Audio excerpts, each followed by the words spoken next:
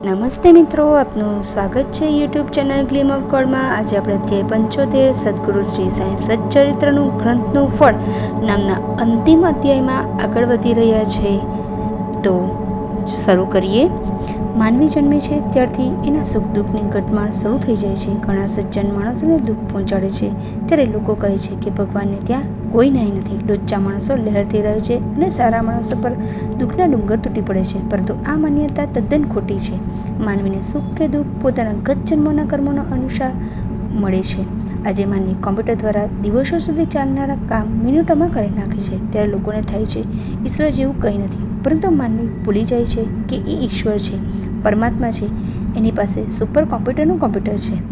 માનવી સારા કે ખરાબ કર્મો કરે તે ઓટોમેટિક એના ખાતામાં જમા ઉધાર થતા જાય છે અને નવા અવતારમાં એ જ રીતે એનો જન્મ થાય છે। માનવ જન્મ અમૂલ્ય છે, એટલે માનવીએ સાંઈ બાબાએ કહેલો ધર્મ આચરીને પોતાનું કલ્યાણ કરવું જોઈએ।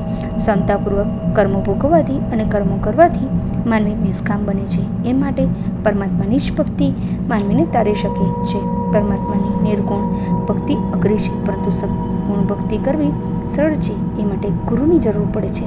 સદગુરુ મળવા માનવીનું સૌથી પરમ સૌભાગ્ય છે। આજે સાંઈ બાબાની મહાસમાધિને 100 વર્ષ ઉપર થઈ ગયા છે। આજની પરિસ્થિતિમાં સદગુરુ મળવા અતિ કઠિન છે।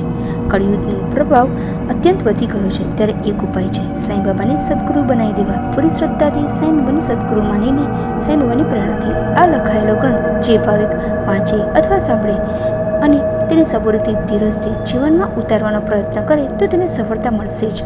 તે અવશ્ય સુખ શાંતિપૂર્વક મુક્તિ મેળવશે। સાંઈ બાબા સદેહ નથી, પરંતુ સૃષ્ટિના કણ કણમાં વાસ કરે છે। એના પર પૂરી શ્રદ્ધા રાખવાથી સાંઈ બાબા ભાવિકને દરેક સમસ્યાનો ઉકેલ બતાવશે, તમારા દુઃખમાં તમને મદદ કરશે, તમારી સર્વ ઈચ્છા પૂરી કરશે। તમારા કર્મોને લીધે ક્યારેક તમને સફળતા મળતી નહીં લાગે, પરંતુ તેમાં ધીરજ રાખવી જરૂરી છે। સાંઈ બાબા પ્રત્યે જેટલી શ્રદ્ધા અને વિશ્વાસ દ્રઢ અને તમારી ભક્તિ જેટલી ઉત્કટ, એટલી સાંઈ બાબાની કૃપા તમારા પર વરસતી રહેશે। જેમ ભક્તને ભગવાનની જરૂર હોય છે, તેમ ભગવાનને પણ ભક્તની જરૂર હોય છે। જ્યારે ભાવિક ક્ષણે ક્ષણ સાંઈ બાબાને યાદ કરતો હોય, જપ કરતો હોય, ત્યારે સાંઈ બાબા પણ એની સાથે હાજરા હજુર રહેતા હોય છે।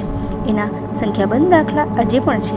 જે ભાવિક સાંઈ બાબામાં પરમ વિશ્વાસ રાખી ભક્તિ કરે છે, તેના પર સાંઈ બાબાની સતત રહેમ નજર રહે છે।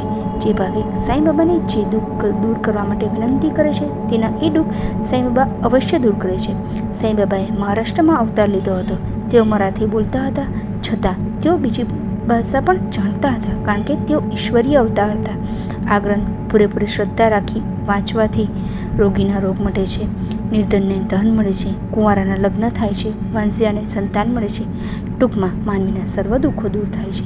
આ ગ્રંથ વાંચીને કે સાંભળીને સાંઈ બાબાએ જે બોધ આપ્યો છે તેમ કરવું અતિ જરૂરી છે। પ્રાણી માત્ર પર દયા રાખો, જીવ માત્રને પ્રેમ કરો, જરૂરિયાતમંદને મદદ કરો, જૂઠું ન બોલો, કપટ ન કરો, કોઈને દુઃખ ન આપો, નિંદા ન કરો, ઈર્ષ્યા ન કરો, અહંકાર ન કરો, લોભ ન કરો, ક્રોધ ન કરો વગેરે સાંઈ બાબાનો બોધ રોજે રોજ યાદ રાખી જીવનમાં ઉતારો। ભાવિક જેટલો નિર્મળ બનશે એટલા સાંઈ બાબા પ્રસન્ન થશે।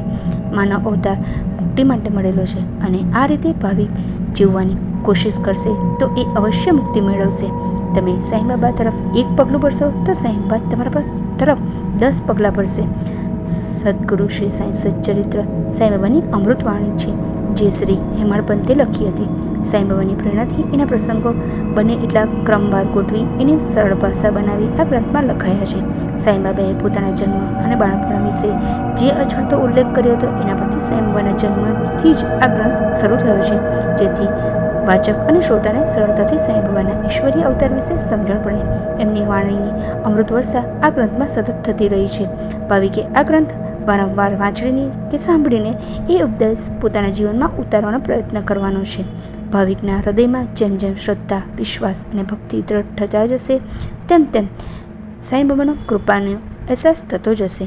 ભાવિકને થશે કે સાંઈ બાબા અમારી સાથે જ છે, એમના ભયનો નાશ થશે, એમને પોતાની સમસ્યાઓમાંથી રસ્તો નીકળતો દેખાશે, એમને સાચા સુખ, આનંદ, સંતોષ અને પ્રસન્નતાની અનુભૂતિ થશે। એ ભાવિક સાંઈ બાબાને ભજતો ભજતો સાંઈ બાબાની કૃપાથી મુક્તિને પ્રાપ્ત કરશે। અસ્તુ। ઓમ નમઃ ઇતિ સદગુરુ શ્રી સાંઈ સચ્ચરિત્રમાં સદગુરુ શ્રી સાંઈ સચ્ચરિત્રનું ગ્રંથનું ફળ નામનો અધ્યાય 75 સમાપ્ત। ઓમ સાંઈ રામ। સદગુરુ શ્રી સાંઈ બાબાની જય. અનંત કોટી બ્રહ્માંડ રાજાધિરાજ યોગીરાજ પરબ્રહ્મ શ્રી સચ્ચિદાનંદ સદગુરુ શ્રી સાંઈનાથ મહારાજ કી જય. ને વિડીયો પસંદ આવ્યો હોય તો વિડીયોને લાઈક કરજો, શેર કરજો અને ચેનલને સબસ્ક્રાઈબ કરવાનું ભૂલતા નહીં.